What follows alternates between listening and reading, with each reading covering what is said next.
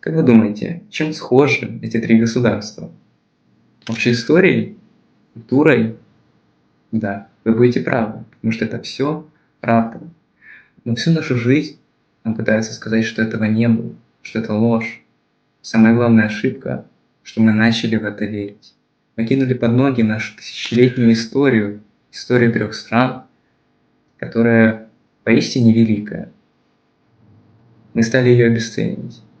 Мы стали считать врагами тех, кто всегда был рядом с нами. Это касается и русских, и украинцев. Наши власти пытаются внедрить нам то, что мы разные. Но это неправда. Да, у нас есть разница в культуре, небольшая, но все остальное общее. И нам надо это помнить.